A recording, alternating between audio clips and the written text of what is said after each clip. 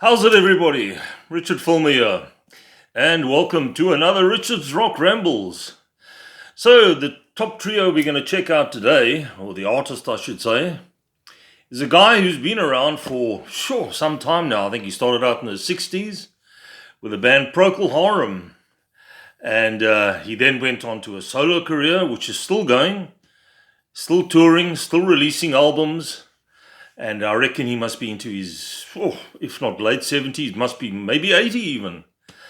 Who am I talking about? I'm talking about, of course, the master of the Stratocaster, the man with the most sublime tone you will ever hear. When you hear this guitar, you know who this is. Robin Trower, of course. And Robin, like I mentioned, started out with Procol Harum, did a few albums with them, but then he was kind of feeling, this isn't really for me. It's not the direction I want to go into. Paired off with a couple of other guys, started out with the Robin Trower trio, did quite a few albums, did a few with Jack Bruce later on, and he's still going. Did a few albums, latter day albums, where he was the singer, which to me wasn't a great idea. I mean, he's had so many great singers with him in the past. His original bass player, James Dewar, excellent voice, underrated singer in my book. He then had another, I was trying to think of the guy's name now. Also great, I think he was also a great singer in the 80s and the 90s. I'll get to his name in a second if I can remember, maybe after I've had a sip of coffee. It's too early in the morning here. Beautiful day, by the way, in Cape Town. Stunning autumn day. Anyway, back to Robin Trower. So he did a bit of singing, which is not for me. But on his most recent studio album, he had a young lady come in and she did the vocals, and that was amazing. So hopefully he's going to carry on with that sort of direction. So let's have a look at my top three. And my top 1 and 2 are both pretty much from the same era. And my number 3 is from 1980. And that being the album Victims of the Fury by Robin Trower. Brilliant album.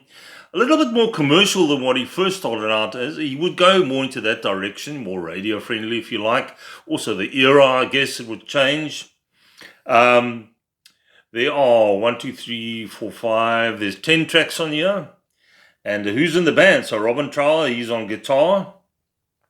And James Dewar on bass and vocals. Like I mentioned, such a great singer. Really good bass player as well. And a guy by the name of Bill Lorden on drums. And this trio would be together for quite a few albums. In fact, they also appear on that great live album from 1975, one of my favorite live albums of all time, from Robin Trower. That was about 1975, yeah. And because I have a hard and fast rule that I'm not doing live albums of my top trios, if it wasn't for that, that would definitely be in my top 3. But anyway, so this is the great album, Victims of the Fury. Starts off with side 1, Jack and Jill, with some really cool vocals from James Dewar. You could do the high register stuff, you could do the low register, and a great songwriter as well. So that's kind of a mid-tempo, sort of bluesy track.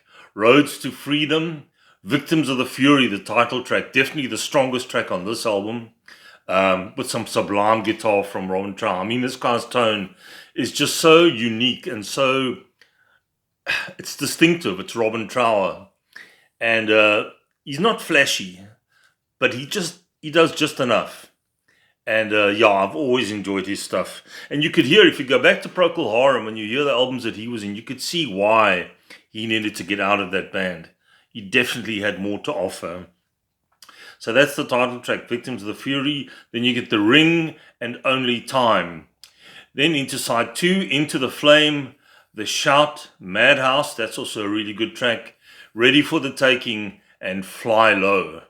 So that comes in at number 3 for me from 1980. So I want to see who's engineered by Jeff Emerick. That name might ring a bell. Co-produced by Jeff Emerick and Robin Trower. Recorded at Air Studios London.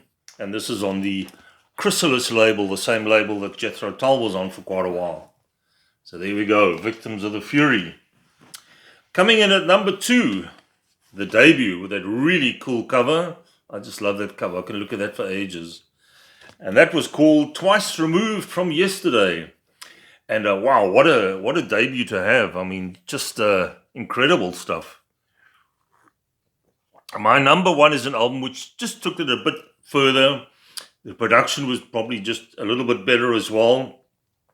This is on the Chrysalis label as well, so he started out with Chrysalis. Produced by Matthew Fisher. And this first lineup had a guy called Reg Isidore on drums, James Dewar bass and vocals, and Robin Trower on guitar, of course, on the Stratocaster.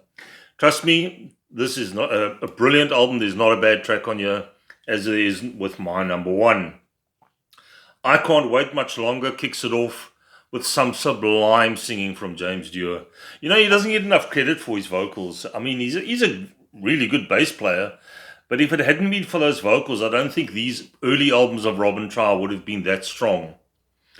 Then it goes into Daydream, another beautiful track. Hannah, that's like this haunting track, and that's where James Dewar shines as well. Finishes off side one with Man of the World. Side two, I Can't Stand It, and then probably my strongest track on here, or for me anyway, Rock Me Baby, which has been covered by many people. And yeah, just a great version of that track. And that's also a really cool version. A really cool version is on the, sorry, I'm trying to get the cat off the, God, off. Oh, she's persistent. There's a great version of that on the live album. No, you're not going to be part of this video. Goodbye. Sorry about that. Then you have the title track, Twice Removed from Yesterday, Sinner's Song, and Ballerina. That finishes off the album. Brilliant, great production as well. There's not much to show you inside. That's just the record. I don't think this ever came out as a gatefold sleeve. I think this was just a single. But yeah, really good stuff. Sorry, I've got to get rid of this cat quickly. Come on, off.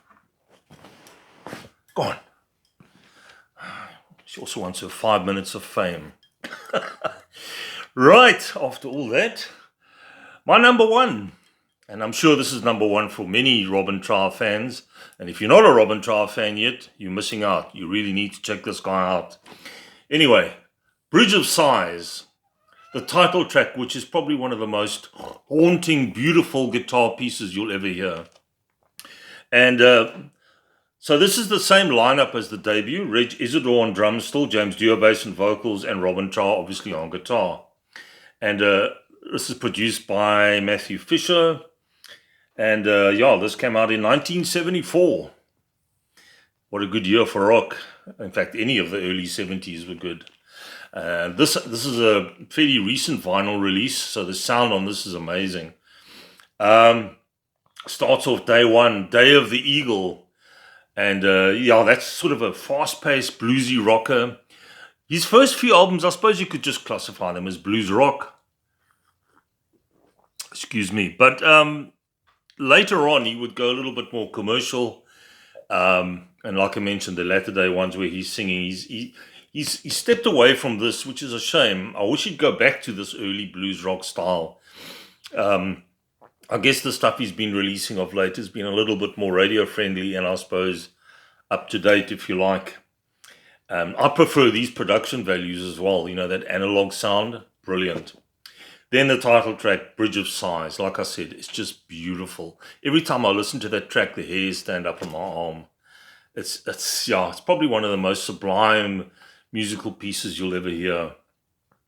In This Place, beautiful track as well with James Dewar. Has got some sort of effect on his vocals, almost like a phaser kind of thing. Very cool.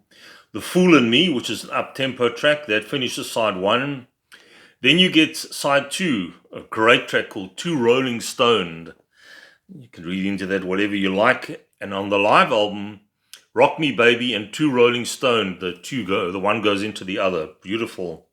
Then you get About to Begin, Lady Love, another up-tempo, some great drumming from Reg Isidore, really cool drummer. I think he had a jazz background as well. And then finishes off with A Little Bit of Sympathy. Stunning, stunning album. Do yourselves a favor. If you don't have this in your collection, you need it. Especially if you're into the blues rock stuff.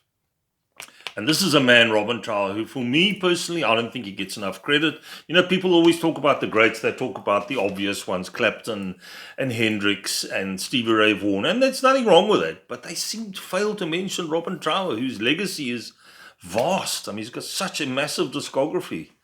And for the majority of it, it's quality stuff. So check him out. There we go. That's my top 3 Robin Trowers. Next time around, we're going to have a look at that great British blues rock band. Well, they started out as a blues rock band. They've been a bit heavier later on. That being Whitesnake, David Coverdale's Whitesnake. And I'm not too sure if they're still a going concern. But that's the artist we're going to check out next time. Please, guys, let me know what you think of the video down below. Any comments? Give me your top 3 Robin Trowers. Be interesting to see. And if you haven't done so yet, please hit that subscribe button and give me a thumbs up. Be a great help to the channel. Have yourselves a great week. Take it easy out there. And if you're at a loss for what to do, there's always music. Take it easy. I'll catch you soon. Bye-bye.